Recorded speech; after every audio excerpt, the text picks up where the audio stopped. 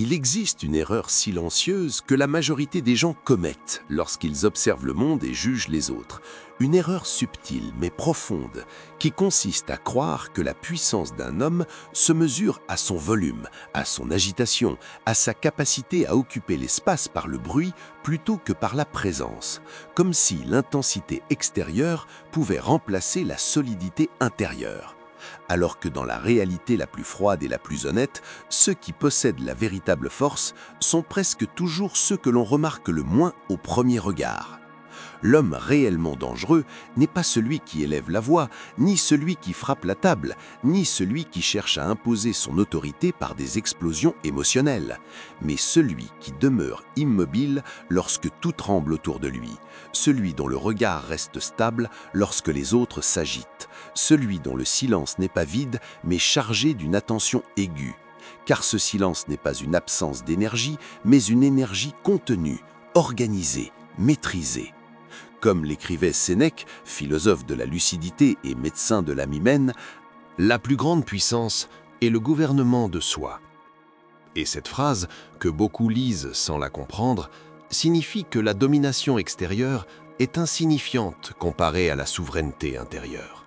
Car un homme qui ne se possède pas appartient à chaque provocation qu'il rencontre, tandis qu'un homme qui se gouverne devient un territoire que personne ne peut envahir. Imagine une scène ordinaire, presque banale, mais révélatrice. Une dispute dans un lieu public, où deux hommes se font face, l'un débordé par sa colère, au point que son visage trahit chaque pulsation de son ego blessé, ses gestes désordonnés dessinant la carte de son manque de contrôle, tandis que l'autre reste droit, respirant lentement, laissant passer les insultes comme le vent traverse une montagne sans pouvoir la déplacer.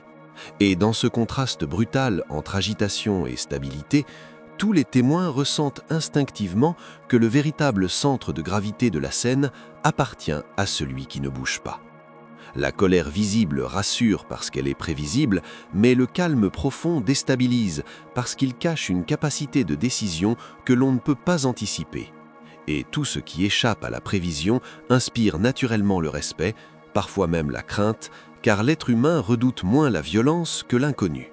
Marc Aurèle, empereur et philosophe, écrivait dans ses méditations personnelles « Tu as pouvoir sur ton esprit, pas sur les événements extérieurs, et en comprenant cela, tu découvriras ta force. » Ce qu'il voulait dire n'était pas une consolation naïve, mais une stratégie de survie mentale, une architecture intérieure destinée à empêcher le monde de pénétrer trop profondément dans l'âme, car celui qui laisse chaque événement gouverner ses émotions devient l'esclave d'un théâtre qu'il ne contrôle pas.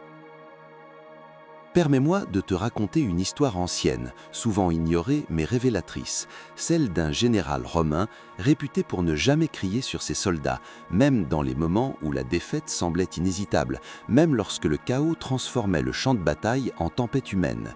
Et un jour, un jeune officier, incapable de comprendre cette maîtrise, lui demanda pourquoi il ne laissait jamais exploser sa colère, craignant que ses hommes interprètent son calme comme une faiblesse, ce à quoi le général répondit avec une simplicité tranchante « Un homme en colère appartient à ses ennemis, mais un homme calme s'appartient à lui-même. » Cette réponse contient une vérité que peu de personnes acceptent réellement, car elle exige une discipline intérieure que la plupart évitent, celle de reconnaître que chaque explosion émotionnelle est une perte de souveraineté, un abandon temporaire de pouvoir, une signature invisible au bas d'un contrat qui cède ton contrôle à ce qui t'a provoqué. Dans la vie moderne, saturée de stimulation permanente, cette faiblesse est devenue presque normale. Les réseaux sociaux transformant chaque opinion en incendie potentiel, chaque commentaire en duel inutile, chaque désaccord en champ de bataille miniature où des milliers de personnes gaspillent leur énergie dans des conflits sans conséquences réelles, tandis que ceux qui bâtissent des trajectoires solides cultivent un calme stratégique, non pas par indifférence, mais par sélection consciente de ce qui mérite leur attention. Le stoïcisme enseigne une règle aussi simple qu'impitoyable. Tu ne contrôles pas ce qui t'arrive, mais tu contrôles toujours la manière dont tu y réponds. Et cette réponse devient la signature invisible de ton caractère, la preuve de ta maturité, la mesure réelle de ta force. Prenons un exemple concret. presque trivial, mais profondément révélateur. Deux employés reçoivent une critique sévère de leur supérieur. L'un laisse cette critique se transformer en poison intérieur, rumine pendant des heures, nourrit son ressentiment jusqu'à ce que sa journée entière devienne une prison mentale. Tandis que l'autre écoute sans se contracter, extrait calmement l'information utile, rejette l'exagération inutile, puis retourne à son travail avec une lucidité intacte. Et dans cette différence apparemment minuscule se cache un écart gigantesque de destin. Le calme n'est pas une décoration morale. C'est un outil cognitif qui permet de penser clairement lorsque la majorité devient aveugle sous la pression émotionnelle. Et cette clarté est une arme silencieuse que peu savent manier. Sun Tzu écrivait « Celui qui reste calme dans le chaos gouverne la bataille ». Et notre époque entière ressemble à un chaos permanent, fait de pressions économiques, de comparaisons sociales, d'attentes irréalistes et de peurs invisibles.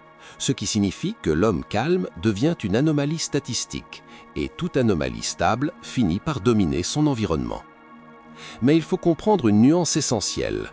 Le calme stoïcien n'est pas l'absence d'émotion, car un être sans émotion serait une machine, et le stoïcisme n'a jamais cherché à fabriquer des machines, mais des esprits souverains capables de ressentir profondément sans être submergés, capables de contenir la tempête sans la laisser diriger le navire.